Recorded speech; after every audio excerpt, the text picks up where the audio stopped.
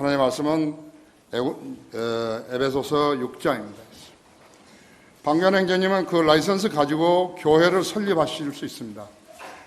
교회를 설립하셔서 이제 교회가 잘 자리 잡게 되면은 저를 부르십시오. 그럼 제가 미시간에 가서 안수해 드리면 이제 목사가 되고 또 목사로서 이제 주님 앞에 가시는 것입니다.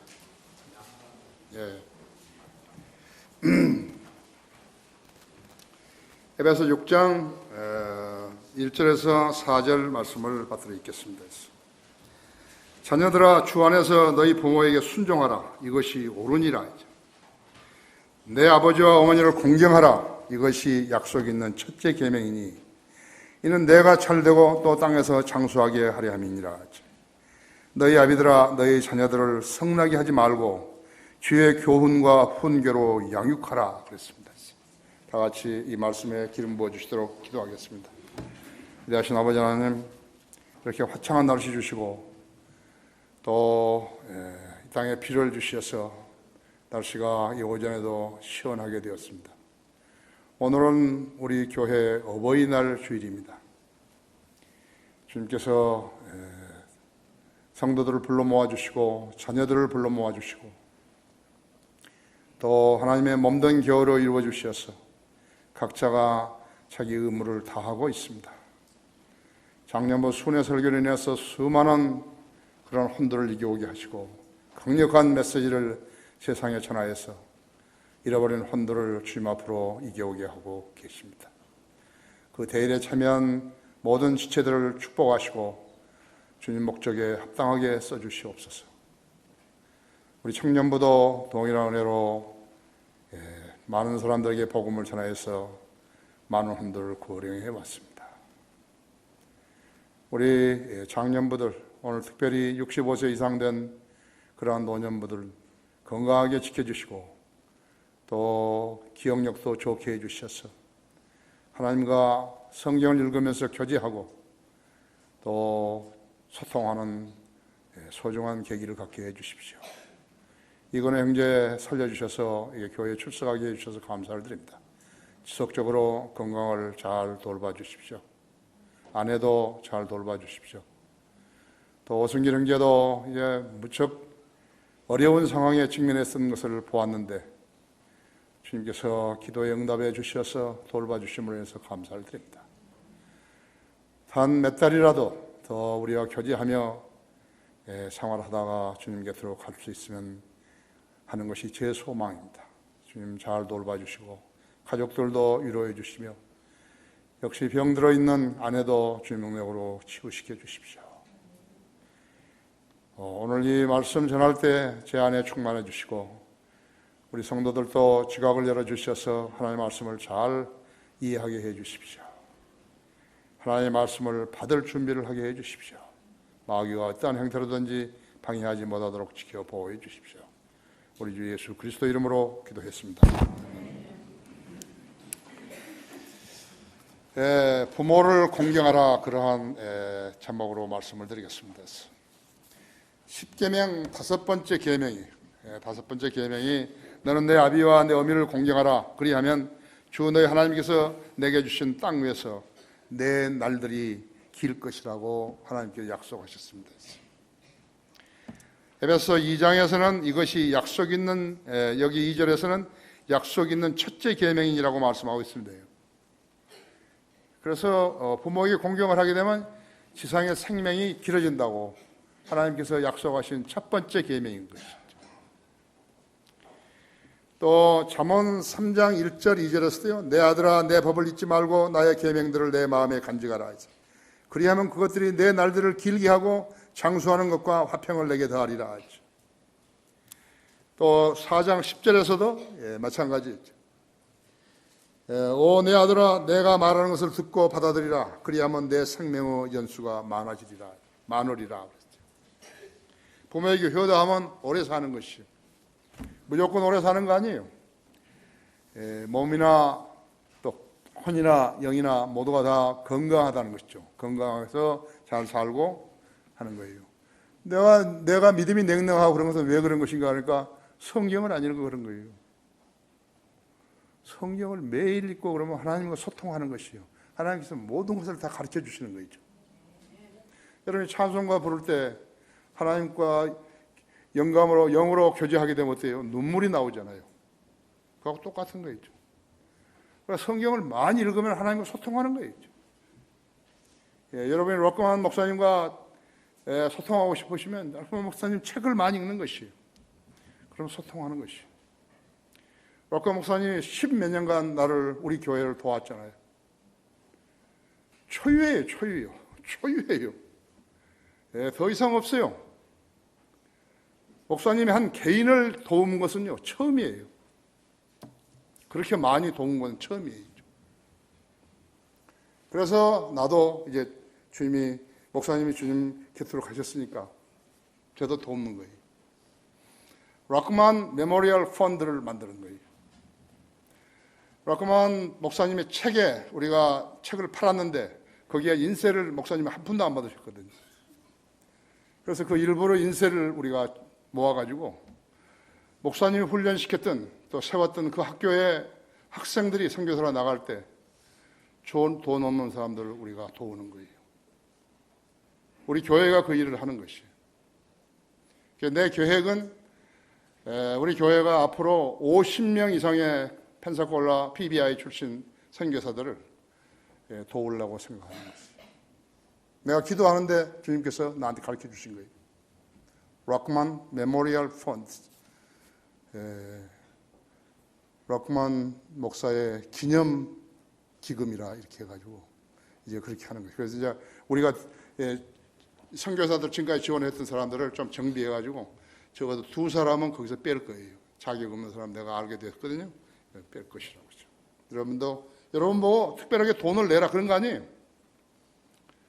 우리가 지금 알베르트 스리스, 크루세이 스리스 측에서 이제 우리가 한 번씩 출간하죠. 그럼 거기에 인쇄를 2,000불씩 내는 거예요. 그것만 해서. 우리가 락만 목사님한테 엄청 빚을 진 것이고, 내 개인적으로는 더 많이 빚을 진 거죠. 그렇게 했을 때, 하나님의 은사와 부르시면 후회가 없으시다는 말이 맞구나. 내가 이성호 목사를, 이성호 형제를 잘 찾았구나. 그렇게 자랑하실 거예요. 귀한 분이시죠? 영어에는요, 효도라는 단어가 없어요. 미국 사람들이 쌍 사람들인가요? 피리얼 듀리라고 그럴 거예요. 즉 자식의 의무라는 것이요. 그것이 사전에 나와요. 자식의 의무예요. 부모를 존경하는 건 자식의 의무예요. 피리얼 듀리. 자식이 부모를 섬기는 것은 너무나 당연한 자식의 의무예요. 안 하면 죄인이에요. 빨리 죽어요. 엄격하죠.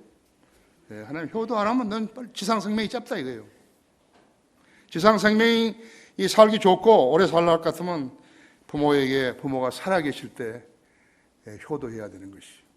나는 주례할 때마다요, 부모를 공경하라 이렇게 딱 해놓고선요, 말로 아버지 사랑해요, 어머니 사랑해요 그따위 소리 하지 말아야죠. 부모에게는 현찰을 주라. 현찰. 옳지요? 부모 현찰을 줘야지. 엄마 사랑해. 뭐 생일날 뭐 한 사가지고 와서 또 주면서 엄마 사랑해.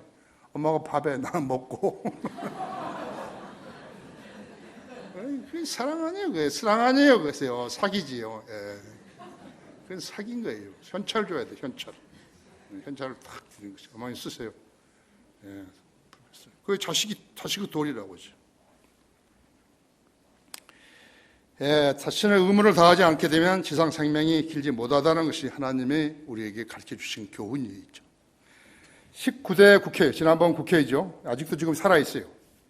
야당의 발로로 자식이 부모를 모시는 의무를 소홀히 하게 되면 이미 증여한 재산을 돌려받게 한다는 취지의 법 개정을 시도한 것이에요. 했나요? 바빠서요. 투표하는데 바빠가지고 선거운동하는데 바빠서 못한 것이 같아요. 현행 민법은요, 민법 556조는요, 부모가 자녀에게 재산을 증여하기로 약속한 경우 자녀가 부모에게 범죄 행위를 하거나 부양의 의무를 이행하지 않을 때 증여를 취소할 수 있다고 되어 있어요. 그러나요? 그러나 그 다음 민법 558조, 7조 건너뛰어가지고 이 58조는요, 증여를 이미 이행할 때는 취소할 수 없다고 되어 있는 거예요.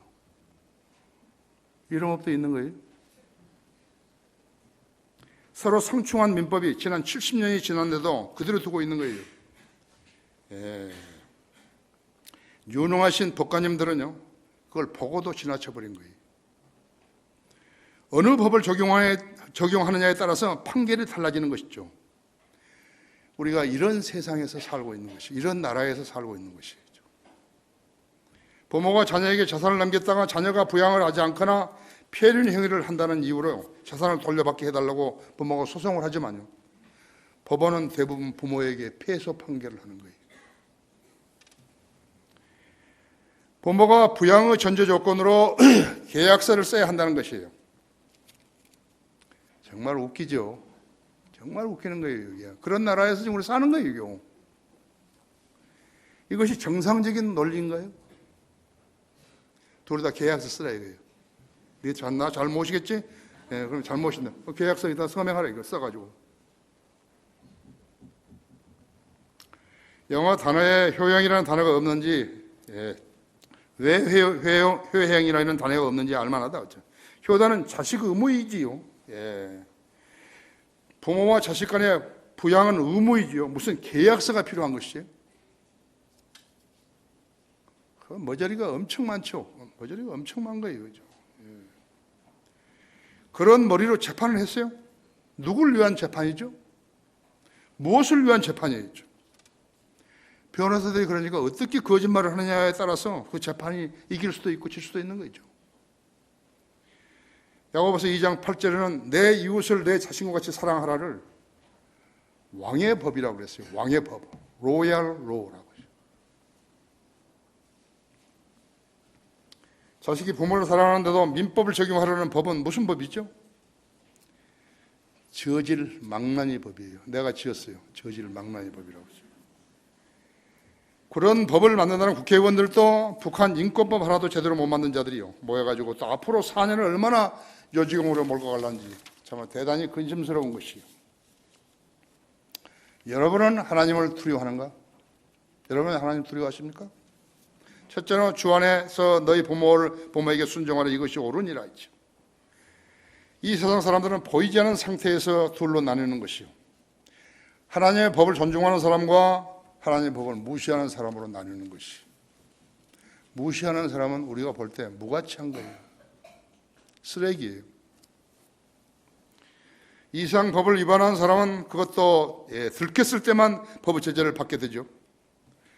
음주운전이 나쁘다는 걸 알면서도 음주 측정에 걸리지 않으려고 해서 현장에서 나온 거짓말을 책으로 남긴다면요, 베스트셀러 될 거예요. 특히 여자들이 술 먹고 잡히면요, 무슨 소리 하는지 아십니까? 단속한 경찰관을 매달고 몇백 미터 혹은 1km가 넘는 거리를 도망친 자들도 허다하다고. 술에 취해가지고 다른 사람의 차를 들이받기도 하고 가게를 들이받기도 하고 행인을 치어 죽이기도 하는 것이. 음주운전이 나쁘다면 모르는 거예요. 왜 술에 취한 사람이 운전대를 잡느냐고요. 며칠 전에는 한 개그맨이 술에 취해가지고 가로등을 들어받고 차를 그 자리에 두고 도망을 했는데 아무리 전화를 해도 전화를 안 받는 거예요. 그 다음날 경찰에 나와가지고 한다는 말에 자기는 아예 술을 못 마신다고. 왜 갔냐? 왜 거짓말을 그때부터 시작하는 것이. 그래서 거짓말 탐지기를 갖다 댔는데 거부했다고죠. 개그를 한 거예요. 그때부터 이제 웃기기 시작하는 거죠. 그런 양심은 화해를 맞아 죄를 숨기는 데 익숙하다 그랬죠. 그가 왜 코미디언이 됐겠어요? 사회에서 갖는 의무를 몰랐던 것이요. 세상 사람 전부 고단하잖아요. 지치고 힘들고 그렇잖아요. 웃을 일이 없는 거예요. 하루 종일 일주일 내내 한 달 내내 웃을 일이 없다고 했죠. 그래서 그것이 간접적으로나마요 그들에게 웃음을 전달하는 직업을 가진 것이에요. 근데 그 웃음을 전달해야 할 사람이 거짓말을 해가지고 콤비들이 해버리면 어떻게 되는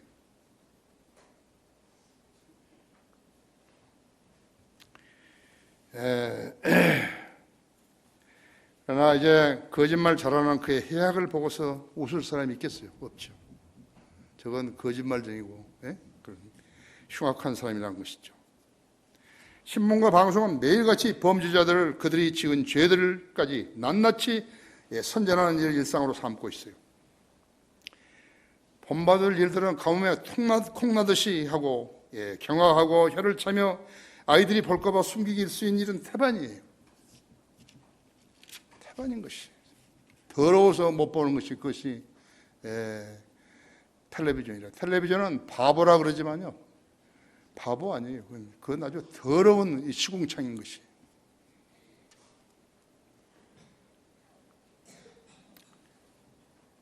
자, 죄인들을 봤을 때 여러분 어떤 생각하십니까? 나는 죄인들을 봤을 때요, 범인들을 봤을 때 그 사람이 어렸을 때 있잖아요. 갓난에 아기로 태어났을 때 얼마나 귀엽고 사랑스럽고 그렇겠어요. 그렇죠?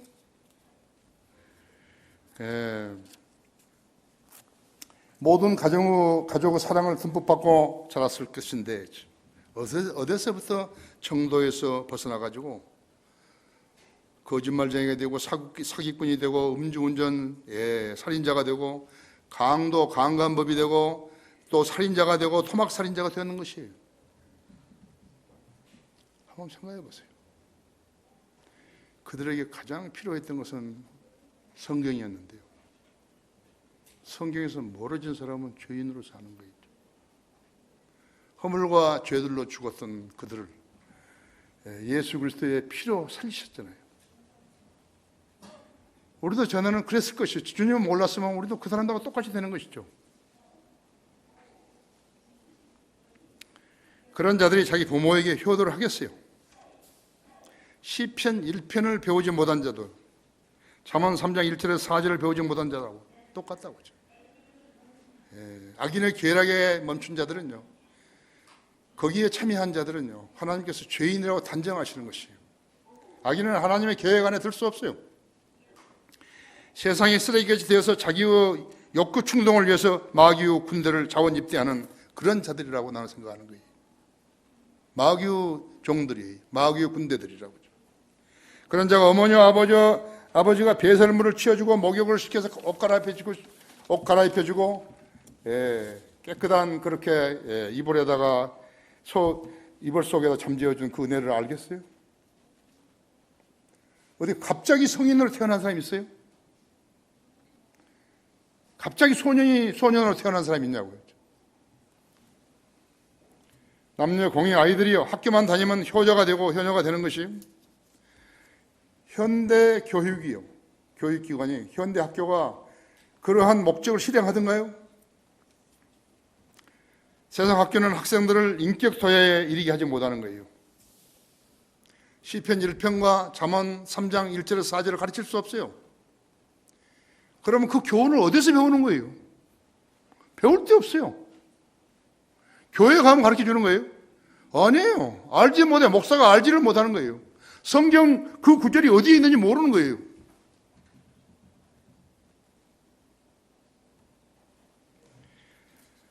학생들을 거대한 감옥이에요. 학교가 감옥인 거예요. 집어넣고 죄수된 자들이 지키고 있는 거예요. 세상도 마찬가지예요. 거대한 감옥이에요. 그건 죄수들이 그 감옥을 지키고 다스리고 있는 것이라고 하죠. 학교에서는 그것도 공부 시간에만 그러는 거예요. 그래서 학생들이 선생의 규제를 받는 채 하는데, 알량하신 분들이 교육감 되겠다고 하면서요, 체벌을 없앤 거예요. 그러니까 정글의 짐승들처럼 자란 거예요. 매라는 것이 얼마나 소중한 줄 아십니까? 매를 다 걸어놔 봐요. 거의 아무것도 아닌 것 같지만요, 그 매를 안 맞기 위해서요, 아주 조심스럽게 행동하는 것이. 매가 대단한 것이 매가요. 내가 늘 이야기하지만 나 비행기 배울 때 나는 375대나 맞았다 하잖아요. 예, 이런 몽둥이를 맞은 거예요. 엎드려 뻗쳐 시켜놓고요. 나는 적게 맞았다니. 내 우리 동생들 200대 나보다 200대 이상씩 맞은 사람이 많아요. 한 사람이요, 우리 동기생 야구 방망이로 100대 때리는 것을 본 거예요. 100대 맞은 사람이 나중에요, 손톱까지 전부 다 파래진 거예요. 때리는 사람도 살아있고 맞은 사람도 지금 살아있어요.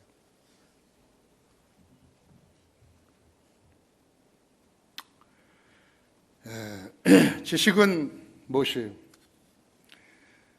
어떤 것이 진실이고 어떤 것이 진실이 아닌가를 배우는 것이에요. 그게 지식이에요. 여러분 지금 지식을 배우는 거예요. 지혜는 뭐예요? 주님을 두려워하는 법을 배우는 것이에요. 교회를 오래 다녔는데 자기가 주님을 두려워하는 거 배우지 못했으면 그 사람은 헛다닌 것이에요. 명철은 뭐죠? 악에서 떠나는 것이에요. 욥기 28장 28절인데도 악에서 떠나는 거라고. 그런 명철이 있는 거예요. 죄를 지는 사람들은 명철이 없으니까 죄에서 떠나지 않는 것이에요. 악에서 떠나지 않는다고 했죠. 명철이 없는 자들이라고 해요. 분별은 무엇이요? 분별은 그것들이 하나님과 관계를 갖는 것이 무엇이냐. 하나님과 관계, 하나님을 두려워하지 않는 사람은 하나님과 관계를 가질 수 없어요. 이것들을 배우지 못하게 되면 평생 죄인으로 사는 것이요. 우리는 하나님의 최종 권위인 한글 킹제임스 성경을 가지고 있는 거예요. 여러분 그 성경 읽을 때 의심할 필요가 하나도 없는 거예요. 여러분은 그 성경을 잘 배워야 하는 것이에요. 어떻게? 매일 읽고 암송하고 그런 것이라고. 나는 새벽에 일찍 일어나면요, 대개 4시쯤 일어나는데 그날 잠언 한 장, 오늘이 5월 8일이면 8장을 읽는 거죠. 그리고 나머지 1시간은 내가 읽어야 할 책, 내가 지금까지 쭉 성경 읽어왔듯이 그 성경 읽는 것이. 그래서 1시간 이상 보내는 거예요. 1시간 반쯤 보내는 거라고. 그리고 나서 내가 해야 할 일들, 봐야 할 책들, 그런 거 있으면 보고 하는 것이. 자, 여러분은 하나님을 두려워하는가? 두 번째로 나의 법을 잊지 말고 나의 계명들을 내 마음에 간직하라. 이것이 잠언 3장 1절에서 2절이죠. 내 아들아 나의 법을 잊지 말고 나의 계명들을 내 마음에 간직하라. 그리하면 그것들이 내 날들을 길게 하고 장수하는 것과 화평을 내게 더하리라 했죠. 다윗은 죽으면서요, 내가 모든 사람의 가는 길로 간다. 그렇게 말했다고 했죠. 우리 모두도 주님이 늦게 오시면 모든 사람이 가는 길로 가게 될 것이에요. 여기 있는 성도들이 다 죽지 않아요. 태어났다 살다가 죽는 거라고 했죠. 그러나 우리는 술을 안 마시니까 사람을 칠 일도 없고 어디 가다 박을 일도 없고 거짓말 할 일도 없다 했죠.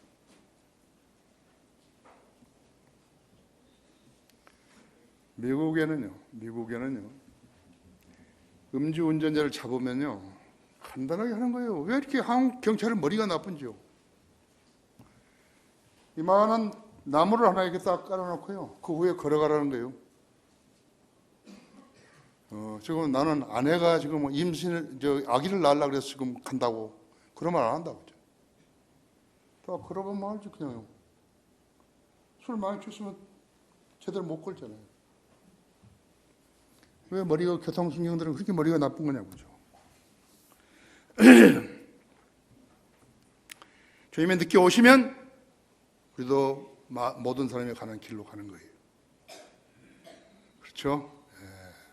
이렇게 교제했던 형제 자매들과 이별하기 때문에 형제 자매들이 가가지고 조문해주고 위로해주고 가족 위로해주고 관을 들고 가서 다 묻어주고 그래준다고 했죠. 하지만 하나님의 법을 존중하여서 거듭난 성도들과 자기 멋대로 세상 풍제대로 따라 살다가 거짓말 나고 성경도 살지 않고 죄 지은 사람들 같은가요? 다르다고 했죠. 분명히 다르다고 했죠. 교회 다니는 사람하고 우리가 관냐고 했죠. 하나님께서 성도의 죽음을 잠들었다고 말씀하시는 거예요. 죽었다고 안 한다 했죠. 잠들었다고 했죠. 잠든 사람은 깨어나죠. 잠 다 자고 나면. 그렇죠? 죽은 사람은 깨어나지 못한다 했죠. 거듭난 사람은 깨어나지만 거듭나지 못하고 죽은 사람은 깨어나지 못한다 이게요. 그 사람 어디 있는 것인가 이게요. 성경은 그 사람이 지옥에 지금 불구덩이에서 고통당하고 있다고 해요. 고통받고 있다. 하나님이 인류를 대상으로 해서 거짓말 하실 분이에요.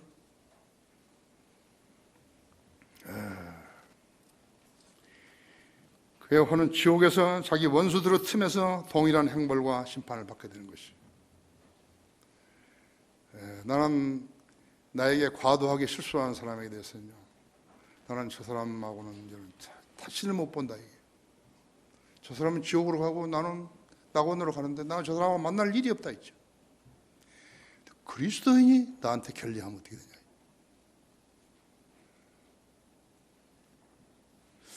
그 사람하고 나를 같이 넣을까요? 그 사람이 가는데 내가 따라갈까요? 내가 오는데 그 사람이 따라올 수 있나요? 없어요. 영원한 분리예요. 그리스도인이라고 하는 사람이 하나님의 말씀에 어긋나게 행동할 때는 여러분 주의하셔야 하는 거예요. 영원히 갈라지는 것이에요. 그 사람하고 같이 있으면 그것이 무슨 낙원이 되는 거죠? 내가 그 사람의 비리를 다 아는데.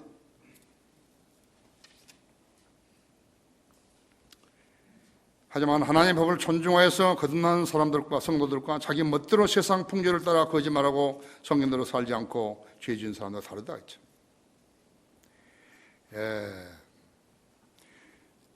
주님은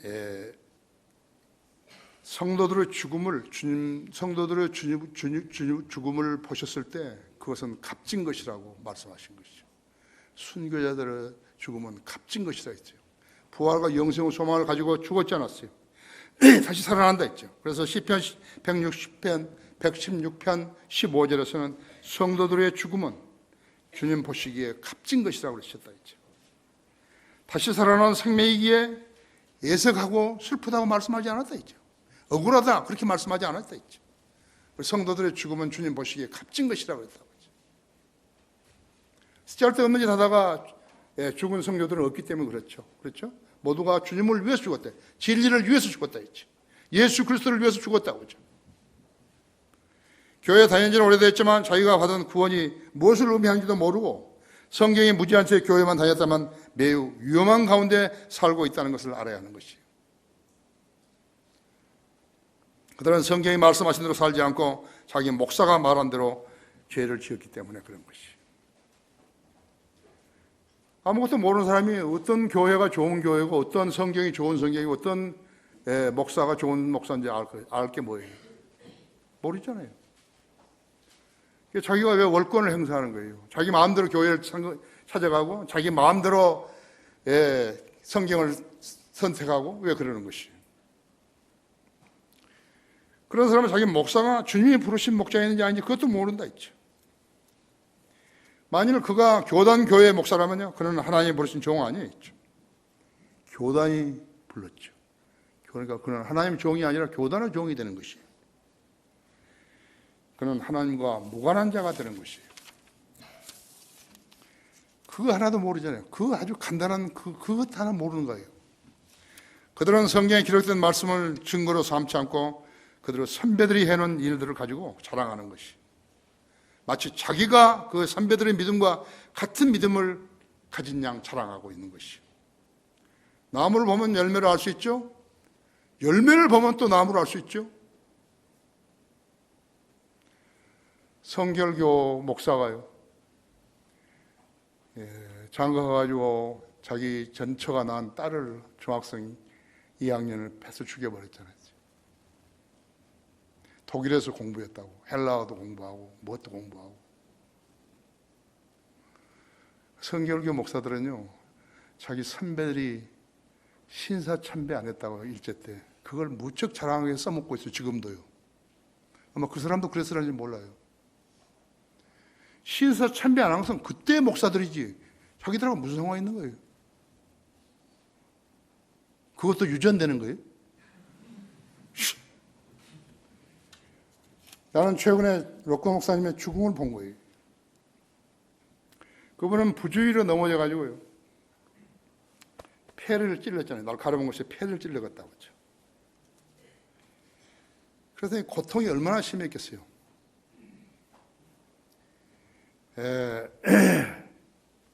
락커 목사님은 건강에는 아주 자신 있는 사람 아니에요. 하루에요 3km 이상씩을 맨발로 뛰는 사람이에요. 매일같이 뛴 거예요. 내가 78세 때 그분이 태권도 초단 딴 거 봤어요. 그것도 한국 도장이었어요. 내가 그 관장을 갖다가 구령했는데 이 사람이 건방져가지고 안 받아들인 거예요. 여러분 알아야 돼요. 근데 그 찔려가지고요, 자기가 육신에 자신이 있었는데 이렇게 죽었다, 이제 고통받고 있다 했을 때 얼마나 억울했겠어요. 그걸 안 했더라면 덜 억울했을 텐데요. 잠들기 전에 고통이 얼마나 심했는데요. 심하면 이제 몰핀을 주거든요. 근데 목사님이 몰핀을 거절한 거죠. 몰핀 안 맞는다 했죠. 그 속으로 기도를 얼마나 하셨겠어요. 그렇죠. 그렇게 그 뉘앙스를 생각할 때요, 상당히 고통이 있었을 것이라고 생각이 되는 것이죠. 아까도 이야기했지만 나 지난주에 오승길 형제를 병문안 갔다가요, 그 딸에게 들은 이야기인데 암세포가 뇌를 압박한 거 있죠. 그러니까 의식이 없이 발악을 한 거야. 막 발악을 한 거 있죠. 여유가 있었으면 기도를 하겠죠. 또 하루는 먹을 것도 없었는데 계속해서 밤새도록 구토를 하더라는 것이죠. 충분히 짐작하고 나무 믿죠.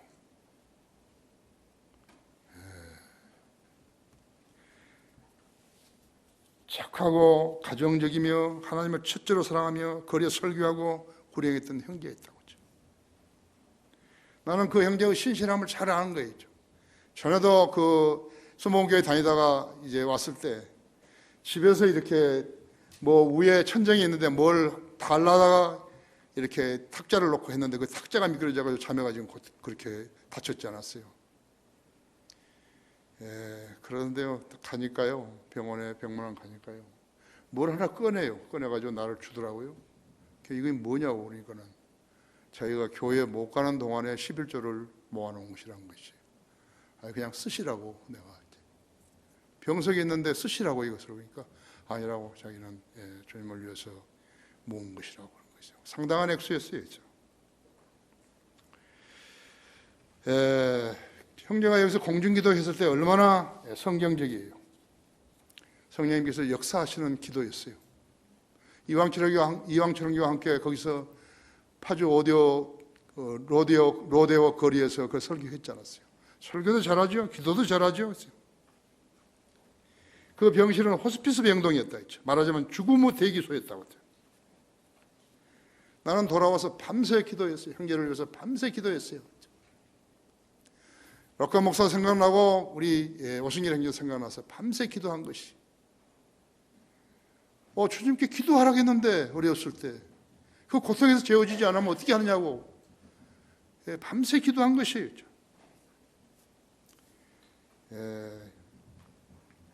물론 그 자기 병에 대해서 미리미리 잘 대처하지 않은 불찰도 있어요. 본인에게 책임이 있어요.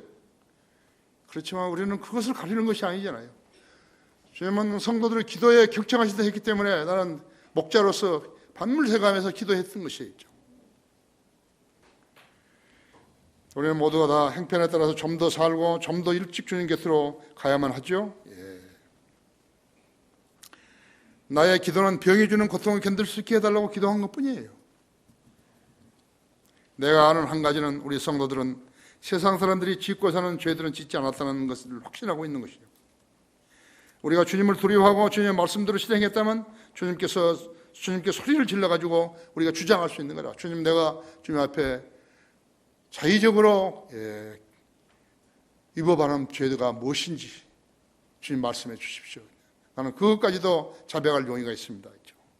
그렇죠? 순수한 마음과 선한 양심 대 화인 맞은 양심의 차이라고. 여러분은 하나님을 두려워하는 것인가? 세 번째로 자비와 진리가 너에게 떠나지 않도록 마음판에 새기라. 여기 잠언 3장 3절 보십시오. 자비와 진리가 너에게 떠나지 않도록 그것들을 내 목에 걸며 내 마음판에 새기라 했죠. 그리하면 내가 하나님과 사람은 목전에서 은총과 인정을 받으리라 했죠. 부모가 자식들에게 재산을 증여하면서 계약서를 쓰지 않았다고 해서 불효막심한 자식들을 고소했는데 법 집행자들이 계약서를 안 썼기 때문에 재판에 진 거라고 했죠. 그것이 세상 법이에요. 세상 법은요, 우리나라뿐만 아니에요. 미국에도 가장 큰 죄를 진 사람들이 대법관들이 있죠. 안한 무인이.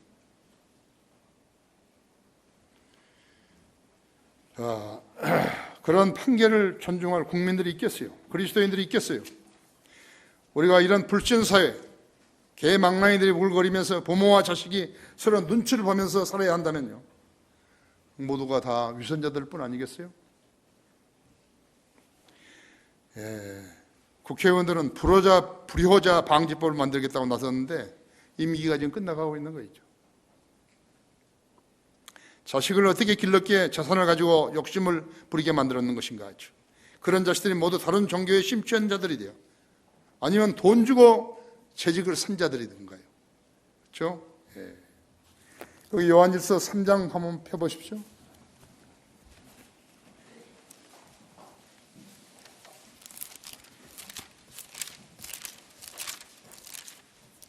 요한일서 3장 7절 보십시오. 어린 자녀들아, 아무도 너희를 속이지 못하게 하라. 의를 행하는 자는 그분께서 의로우신 것 같이 의로우나. 죄를 짓는 자는 마귀에게 속하나니 이는 마귀가 처음부터 죄를 짓기 때문이라. 이 목적으로 하나님의 아들이 나타나셨으니 곧 마귀의 일들을 멸하시려는 것이라.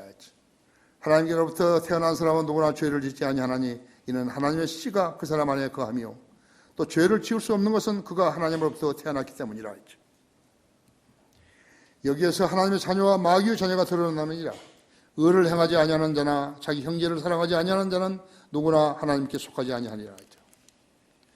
거기 13절 보십시오. 나의 형제들아, 세상에 너희를 미워해도 이상히 여기지 말라 했죠. 우리가 사망으로부터 생명으로 옮겨간 것을 아노니 이는 우리가 형제들을 사랑하기 때문이라 했죠. 자기 형제를 사랑하지 않는 자는 사망 안에 거하느니라 했죠. 자기 형제를 미워하는 자는 누구나 살인자요 살인자는 누구나 영원한 생명이 그 안에 거하지 않음을 너희가 아느니라.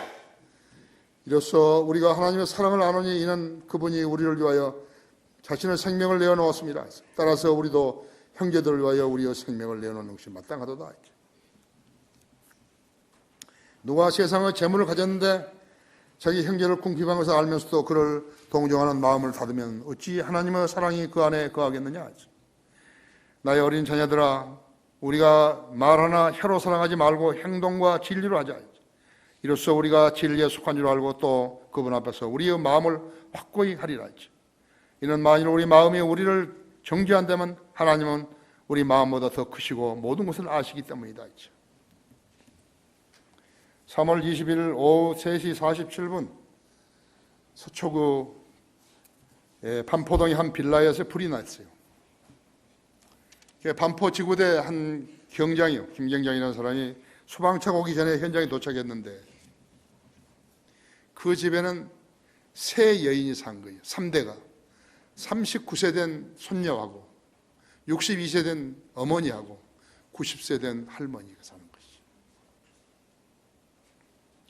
그런데 이 39세 된 이 손녀가요, 머리에 젖은 수건을 이렇게 두르고 개를 안고 나온 거예요.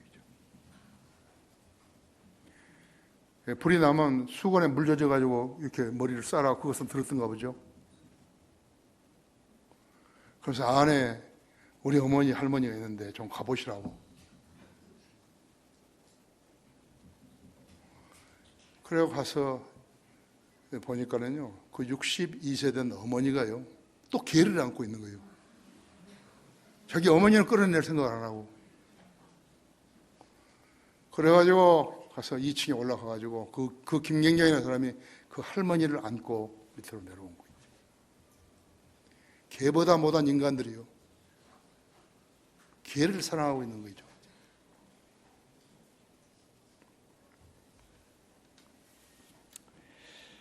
자, 5월 9일 날 충북 제천에서는요, 24살은 심 모르는 자가 인터넷 도박으로 2억 7천만 원을 탕진한 뒤에 도박 자금으로 쓸 보험금을 타려고요, 아버지 53살 아버지를, 여동생 21살 여동생을 살해한 거예요.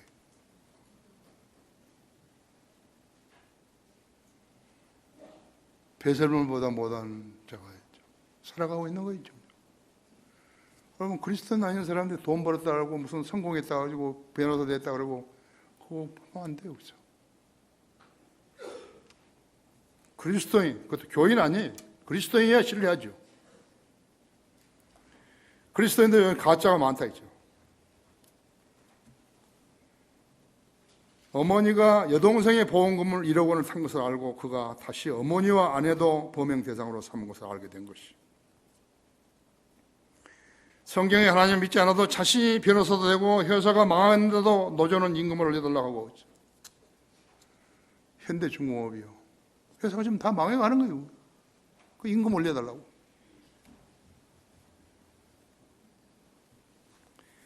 돈을 더 벌겠다고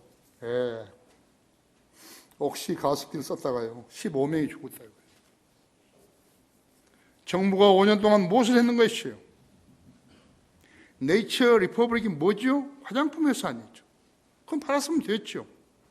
돈에 환장을 했나? 돈을 뿌리면서 로비를 했다가 세상을 시끄럽게 하고 있는 것이요. 이 얼마나 부끄러운 죄인들의 자화상이죠? 그러려고 태어났나요? 이 모두가 성경을 모르는 자들이 만드는 죄들이에요. 여러분, 가난하십니까? 그래서 하나님을 두려워하잖아요. 죄를 안 짓잖아요. 결론적으로 이 이야기는 중국 이야기입니다. 중국인 이야기예요. 신문에 안 났어요. 내가 어떻게 잘 하나님께서 보게 해주셔가지고 이 사진을 조그만 걸 보게 된 거 됐어요. 천상원이라는 48살 먹은 중국 남자가요, 7살 때 큰 전기 감전 사고를 했어요. 두 팔을 잃었어요. 14살 때, 그때 아버지가 살아계시는데 14살 때부터 두 발로 씨앗을 뿌리고 옥수수 속대를 벗겨내가지고 바구니를 엮는 법을 배워가지고 집안의 생계를 도와야 했던 거죠. 그런 와중에 아버지마저 돌아가신 거였죠. 그가 20세였던 28년 전이었어요. 8년 전에 아버지가 돌아가신 거예요. 그런 신체 조건으로 20년을 일하면서 어머니와 함께 산 것이. 그는 두 발로 땅떼기를 일구고 누워 계신 노모를 밤낮으로 돌봐야 했다 했죠. 어머니는 지난해 90세가 된 지난해부터 양팔을 못 쓴 거예요.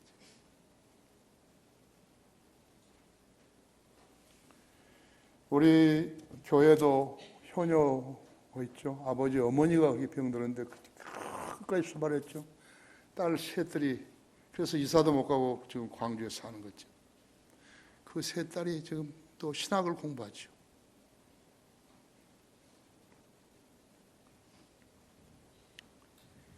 어머니가 병약해지자 자신의 발로 식단을 마련하려고 칼을 가져야 뭐 음식을 만들 거 아니에요. 그래서 오른발로 식칼을 집어가지고 이렇게 그걸 연습하다가 칼이 떨어져가지고 왼 발등을 찍은 것이.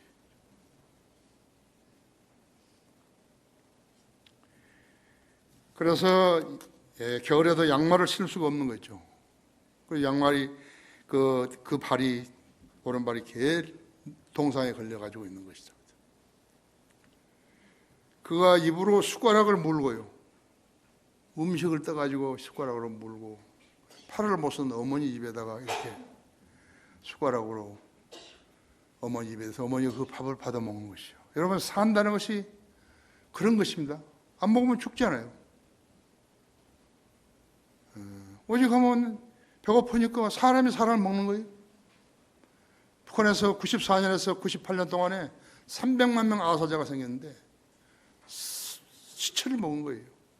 하도 자기 집 주위에 있는 사람은 얼굴을 아니까 못 먹으니까 이웃집 동네 사람하고 시체를 바꿔서 먹은 것이. 그런 가운데 잘난 DJ가 돈을 5억 불이나 갖다 줘가지고 김정일을 살리고 핵무장을 하게 한 것이라. 나한테 그 시집이요 2개가 있어요. 그 탈북을 해가지고 그때 탈북한 사람 여자 하나 남자 하나가 쓴 시집이 2개가 있다. 시체를 먹은 것이 있다고 했죠.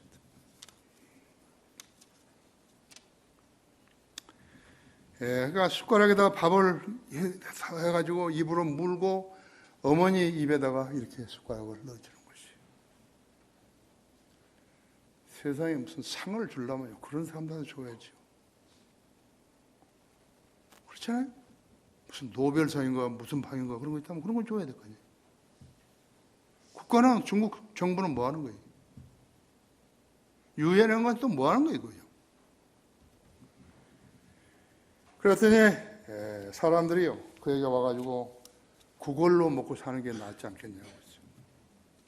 자기가 구걸을 나가면 누가 우리 어머니를 수발해 주냐 이거죠. 그래서 그렇게 말하는 사람들한테 화를 내고 그런다고 그랬죠. 오늘 설교 주제는 여러분은 하나님을 두려워하는 거예요. 말로 하는 효자 그거 못해요? 누구나 하지요.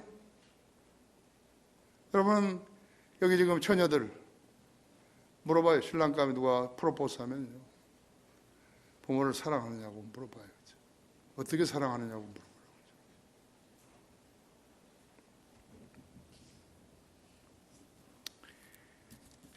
그리스도인은 주님을 두려워하는 사람들이었죠. 부모에게 은혜를 갚는 일은요 법이 정하는 일 아니에요. 내 양심이 정하는 것이죠. 인간의 양심이 정해서 실천하는 일이에요. 자기 부모에게 효성을 베풀지 않으면요 부모는 못 얻어먹어가지고 병들어서 죽는 것이, 굶어 죽고 죽는 거라고요. 그리스도인이 가정에서 이런 모범을 못 보이게 되면 어디 가서 이 모범을 보겠어요? 그렇죠? 하나님께서는 성경을 무관히 기록하신 거 아니에요? 불효한 자식은 지상 생명이 짧다 그랬다고. 아들에게만 해당되는 거 아니에요? 딸에게도 해당되는 것이죠. 여러분은 하나님을 두려워하십니까? 두려워하시는 대로 살으셔야 돼요. 그걸 배워야 되는 것이. 다 같이 기도하십시다.